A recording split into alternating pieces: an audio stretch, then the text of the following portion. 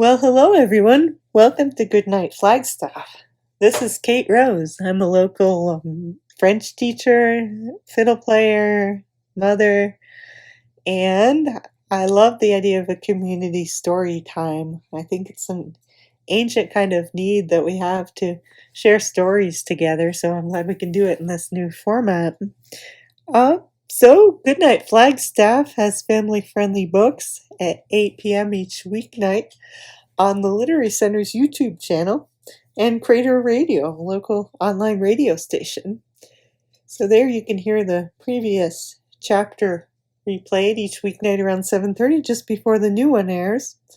And you can listen to the previous Goodnight Flagstaff recordings on YouTube. A lot of great books there and wonderful readers that we've had.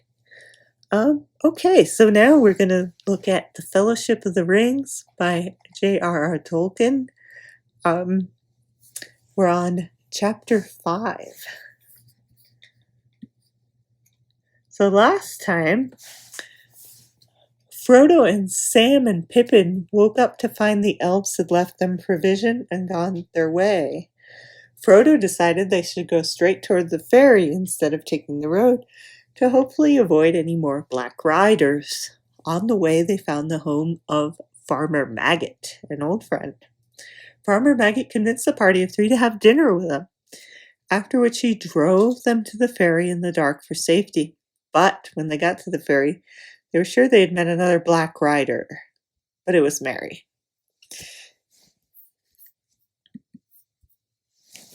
And chapter 5 is called A Conspiracy Unmasked.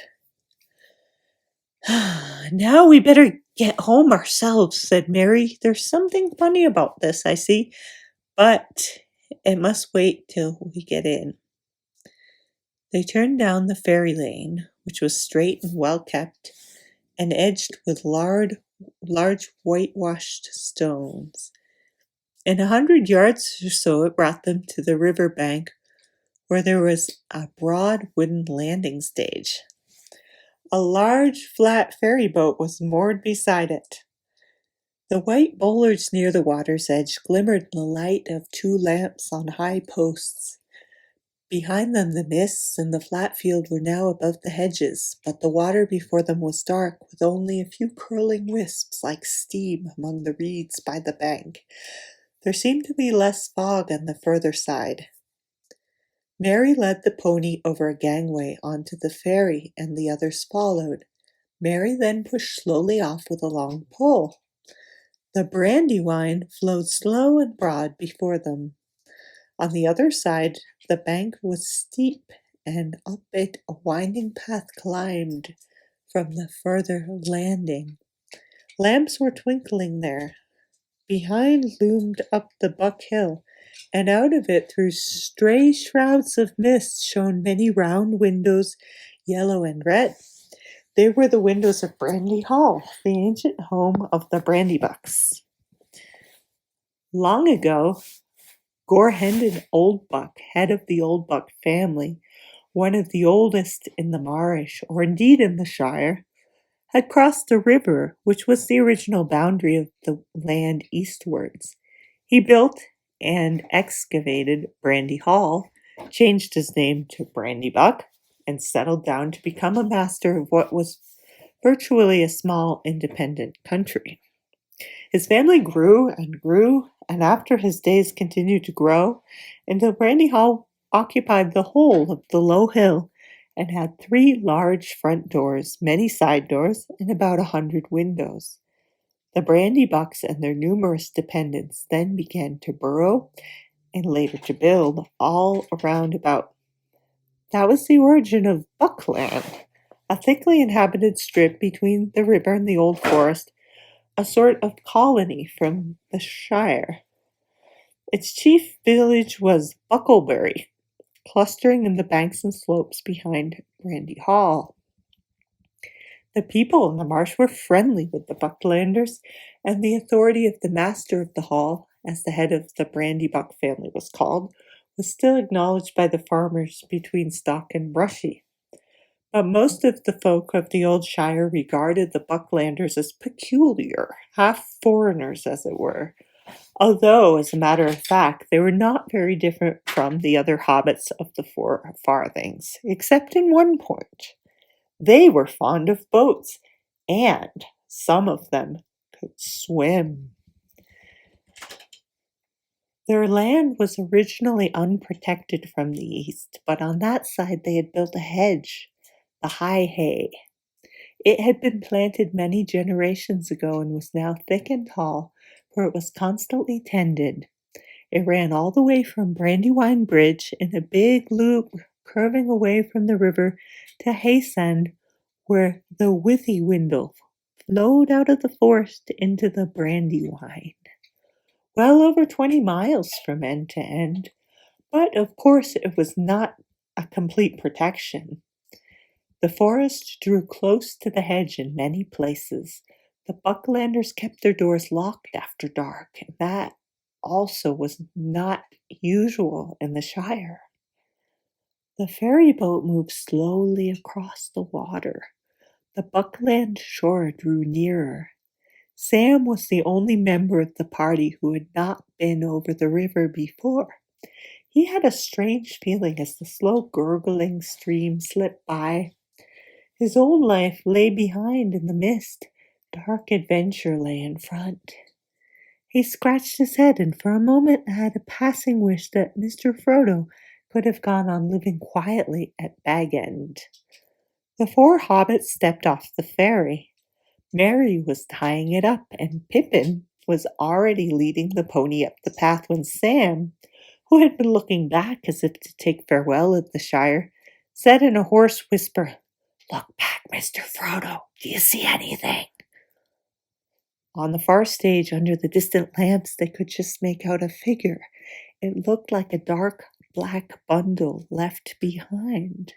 But as they looked, it seemed to move and sway this way and that, as if searching the ground, and then crawled or went crouching back into the gloom beyond the lamps.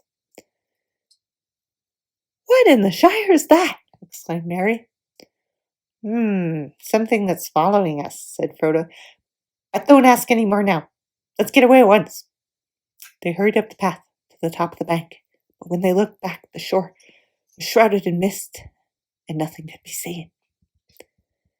"Thank goodness you don't keep any boats on the west bank," said Frodo. "Can horses cross the river?" "They can go 10 miles north to Brandywine Bridge and dash, or they might swim," answered Merry. "Though I never heard of any horses swimming in the Brandywine. But what have horses to do with it?" "Oh, I'll tell you later. Let's get indoors and we can talk." "All right, you and Pippin know your way, so I'll just ride on and tell Fatty Bulger that you're coming. We'll see about supper and things." We had our supper early with Farmer Maggot," said Frodo, "but we could do with another."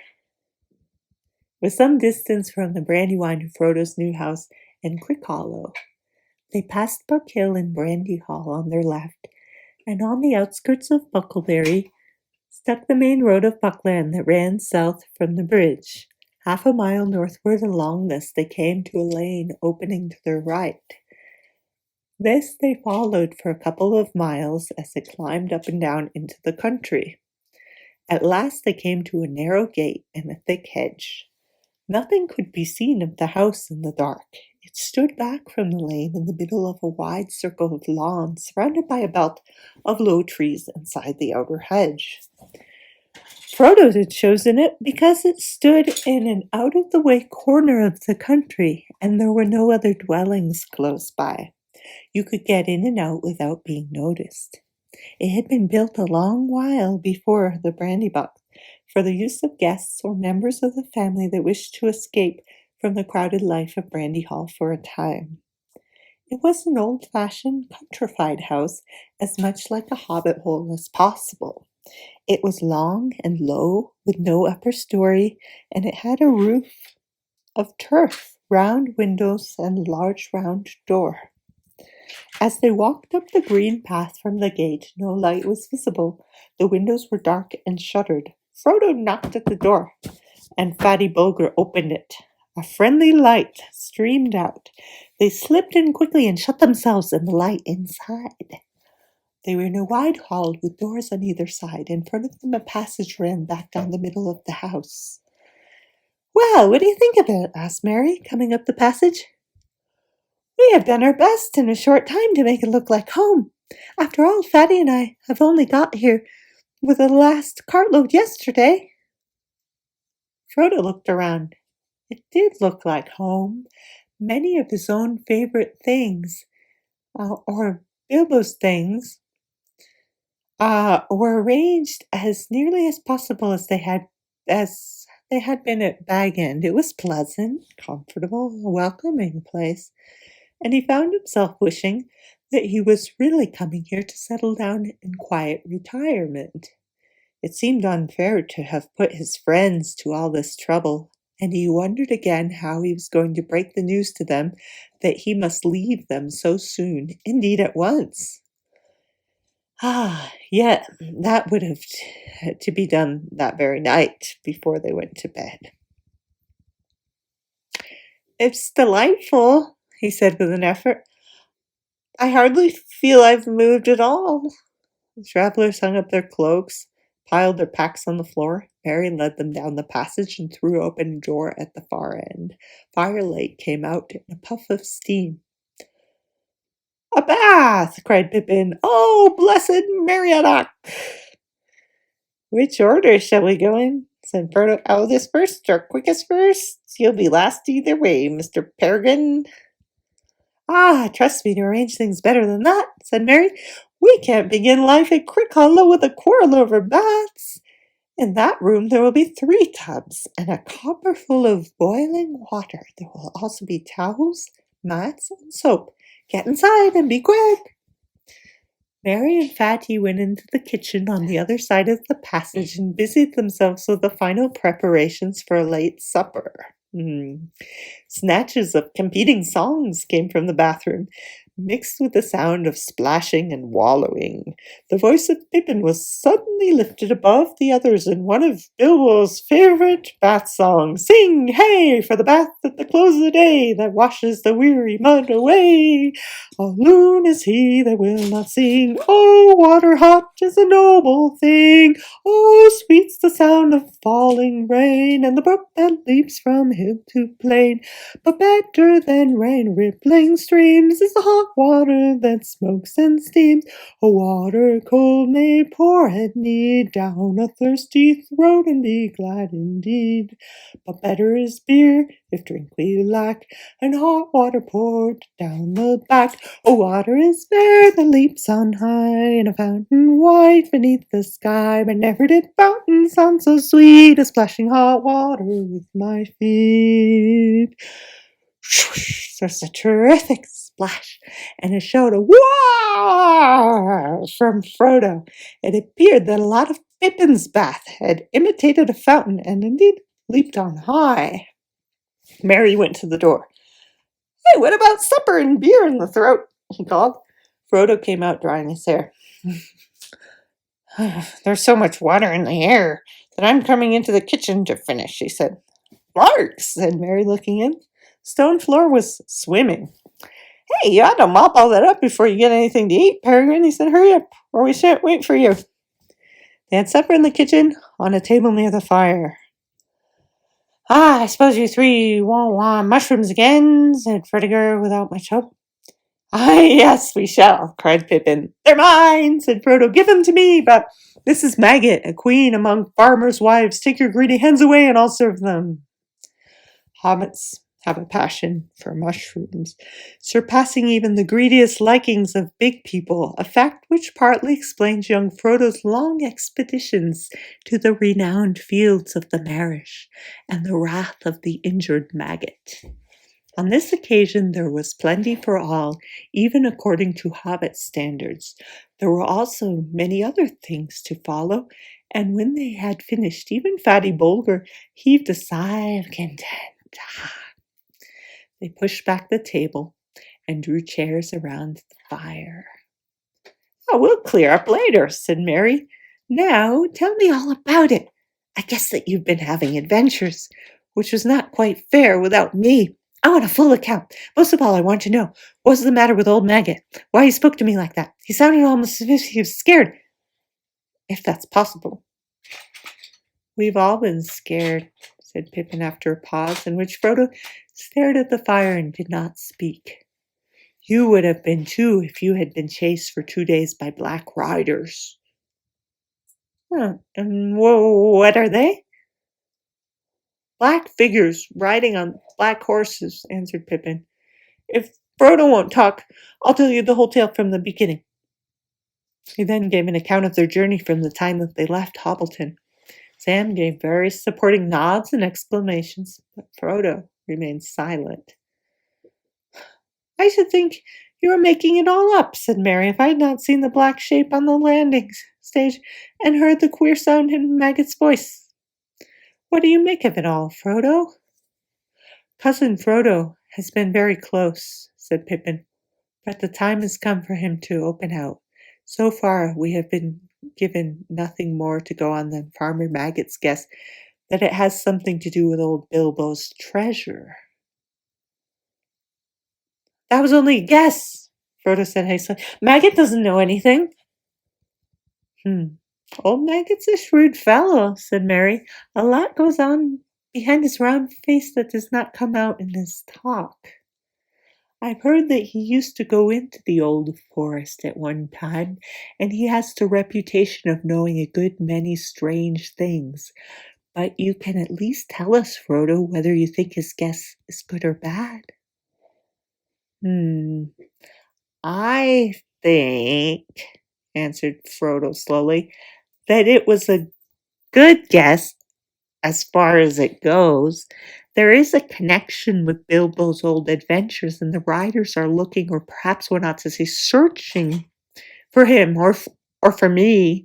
I also fear, if you want to know, that it is no joke at all, and that I am not safe here or anywhere else." He looked round at the windows and walls as if he was afraid they would suddenly give way. The others looked at him in silence and exchanged meaning glances among themselves. "It's coming out in a minute," whispered Pippin to Merry. Merry nodded. "Well," Frodo said at last, sitting up and straightening his back as if he'd made a decision, "I can't keep it dark any longer. I have got something to tell you all, but I don't know quite how to begin." "I think I could help you," said Merry quietly, "by telling you some of it myself." What do you mean?" said Frodo, looking at him anxiously. "Just this, my dear Frodo. You are miserable because you do not know how to say goodbye. You meant to leave the Shire, of course, but danger has come on you sooner than you expected, and now you're making up your mind to go at once, and you don't want to. We are very sorry for you." Frodo opened his mouth and shut it again. His look of surprise was so comical that they laughed. "Oh, dear old Frodo," said Pippin. "Do you really think you'd thrown dust in all our eyes? You have not been nearly careful or clever enough for that. You have obviously been planning to go and saying farewell to all your haunts all this year since April. We have constantly heard you muttering, 'Shall I ever look down into the valley again, I wonder?' and things like that, and pretending you'd come to the end of your money, actually selling your beloved baggin to those sackful Bagginses, and all those close talks with Gandalf." "Good heavens," said Frodo, I thought I'd been careful and clever. I don't know what Gandalf would say. Is all the Shire discussing my departure, then?" "Oh, no," said Mary, "don't worry about that. The secret won't keep for long, of course, but at present it is, I think, known only to us conspirators. After all, you must remember that we know you well and are often with you. We can usually guess what you're thinking. I knew Bilbo, too. To tell you the truth, I've been watching you rather closely ever since he left. I thought you would go after him sooner or later. Indeed, I expected you to go sooner, and lately we have been very anxious. We have been terrified that you might give us the slip and go off suddenly, all on your own like he did. Ever since the spring, we've kept our eyes open and done a good deal of planning on our own account. You're not going to escape so easily." "But I must go," said Frodo. "It can't be helped, dear friends. It is wretched for us all. But it's no use to your trying to keep me. Since you've guessed so much, please help me and don't hinder me." "Ah, you don't understand," said Pippin. "You must go, and therefore we must too. Merry and I are coming with you. Sam is an excellent fellow, and would jump down a dragon's throat to save you if he did not trip over his own feet. But you'll need more than one companion in your dangerous adventure." "My dear and most beloved hobbits," said Frodo, deeply moved. "But I couldn't allow it. I decided that long ago, too. You speak of danger, but you don't understand. This is no treasure hunt. There's no there and back journey. I'm flying from deadly peril to deadly peril." "Of course we understand," said Mary firmly. "That's why we've decided to come. We know the ring is no laughing matter, but we're going to do our best to help you against the enemy." "The ring!" said Frodo, now completely amazed. "Yes, the ring," said Mary. "My dear old hobbit, you don't allow for the inquisitiveness of friends. I have known about the existence of the ring for years, before Bilbo went away, in fact, but since he obviously regarded it as a secret, I kept the knowledge in my head until we formed our conspiracy. I did not know Bilbo, of course, as well as I know you. I was too young. He was more careful, but he wasn't careful enough. If you want to know how I first found out, I'll tell you." "Go on," said Frodo faintly. It was the Sackville Bagginses that were his downfall, as you might expect. One day, a year before the party, I happened to be walking along the road when I saw Bilbo ahead. Suddenly, in the distance, the SBs appeared, coming towards us. Bilbo slowed down, and then, hey, presto, he vanished. I was so startled that I hardly had the wits to hide myself in a more ordinary fashion, but I got through the hedge and walked along the field inside. I was peeping through into the road after the Espies had passed and was looking straight at Bilbo when he suddenly reappeared. I caught a glimpse of gold as he put something back in his trouser pocket. After that, I kept my eyes open. In fact, I confess that I spied, but you must admit that it was very intriguing, and I was only in my teens. I must be the only one in the Shire, besides you, Frodo, that has ever seen the old fellow's secret book." "You read his book?" cried Frodo. "Good heavens above, is nothing safe?" "Not too safe, I should say," said Mary, "but I have only had one rapid glance, and that was difficult to get. He never left the book about. I wonder what became of it. I should like another look. Have you got it, Frodo?" "No, it was not that bag end. He must have taken it away." "Well, as I was saying," Mary proceeded, "I kept my knowledge to myself till the spring when things got serious. Then we formed our conspiracy. And as we were serious too and meant business, we have not been too scrupulous. You're not a very easy nut to crack, and Gandalf is worse. But if you want to be introduced to our chief investigator, I can produce him." "Where is he?" said Frodo, looking around as if he expected a masked and sinister figure to come out of a cupboard. "Step forward, Sam," said Mary, and Sam stood up with a face scarlet up to the ears. "Here's our collector of information, and he collected a lot, I can tell you, before he was finally caught. After which, I may say, he seemed to regard himself as on parole, and dried up." "Sam!" cried Frodo, feeling that amazement could go no further, quite unable to decide whether he felt angry, amused, relieved, or merely foolish. "Yes, sir," said Sam, "begging your pardon, sir, but I meant you no wrong, Mr. Frodo, nor to Mr. Gandalf, for that matter. He had some sense, mind you, and when you said go alone, he said no, take someone you can trust." But it does not seem that I can trust anyone, said Frodo. Sam looked at him unhappily. It all depends what you want, put in Mary. You can trust us to stick to you through thick and thin, bitter end. You can trust us to keep any secret of yours closer than you keep it yourself. But you cannot trust us to let you face trouble alone and go off without a word. We are your friends, Frodo. Anyway, there it is. We know most of what Gandalf has told you. We know a good deal about the ring. We are horribly afraid, but we are coming with you, or following you like hounds.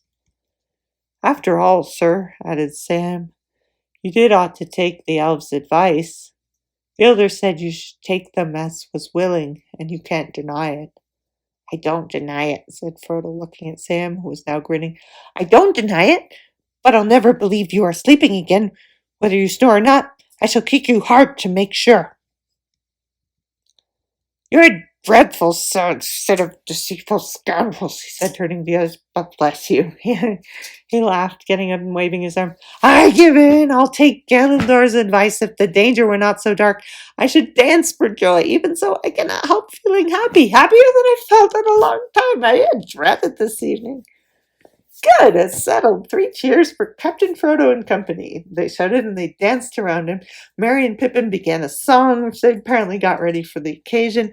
It was made on the model of the dwarf song that started Bilbo on his adventure long ago and went to the same tune.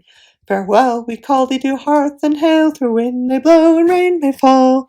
We must away ere break of day, for over wood and mountain tall. The Rivendell where elves yet dwell, and glades beneath the misty fell. Through moor and waste we ride in haste, and whither then we cannot tell. With foes ahead, behind us dread, beneath the sky shall be our bed. Until the last our toil be past, our journey done, our errand sped. We must away, we ride before the break of day. Very good, said Frodo, but in that case, there are a lot of things to do before we go to bed. Under a roof for tonight, at any rate. Ah, that was poetry, said Pippin. Do you really mean to start before the break of day? I don't know, answered Frodo. I fear those black riders, and I'm sure it's unsafe to stay in one place long, especially in a place to which it is known I was going. Also, Gilder advised me not to wait, but I should very much like to see Gandalf.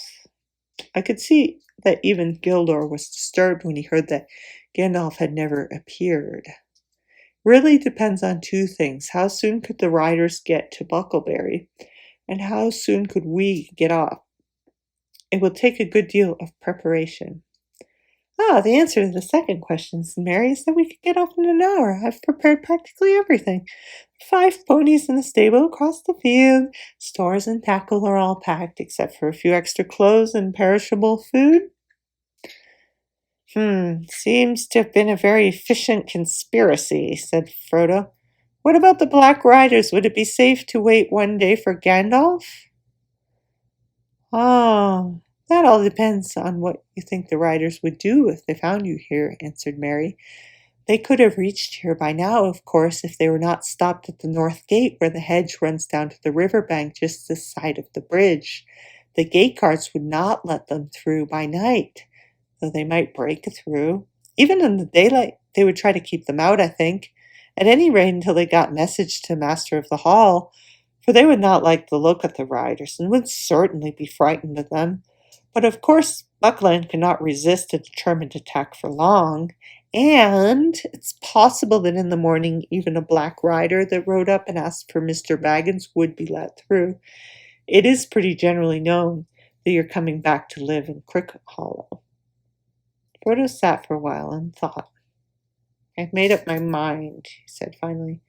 I'm starting tomorrow as soon as it is light, but I'm not going by road. It would be safer to wait here than that. If I go through the north gate, my departure from Buckland will be known at once, instead of being a secret for several days at least, as it might be. And what's more, the bridge and the east road near the borders will certainly be watched, whether any rider gets into Buckland or not. We don't know how many there are, but there are at least 2 and possibly more. The only thing to do is to go off in a quite unexpected direction. But that can only mean going into the old forest, said Fredgar, horrified. You can't be thinking of doing that. It's quite as dangerous as the Black Riders. Not quite, said Mary. It sounds very desperate, but I believe Frodo is right. It's the only way of getting off without being followed at once. With luck, we might get a considerable start. Yeah, but you won't have any luck in the old forest, objected Fredgar. No one ever has luck in there. You'll get lost. People don't go in there. Oh, yes, they do, said Mary. The Brandybucks go in occasionally when a fit takes them. We have a private entrance. Frodo went in once long ago. I've been in several times, usually in daylight, of course, when the trees are sleepy and fairly quiet. Well, do as you think best, said Fredgar. I'm more afraid of the old forest than of anything I know. The stories about her are a nightmare, but my vote hardly counts as I'm not going on the journey. Still, I'm very glad someone is stopping behind who can tell Gandalf where you've gone when he turns up, as I'm sure he will before long. Fond as he was of Frodo, Fatty Bulger had no desire to leave the Shire nor to see what lay outside in. His family name came from East Sparthling, from Budgeford in the Bridgefields. In fact, but he had never been over the Brandywine Bridge. His task, according to the original plans of the conspirators, was to stay behind and deal with inquisitive folk and keep up as long as possible the pretense that Mr. Baggins was still living at Crick Hollow.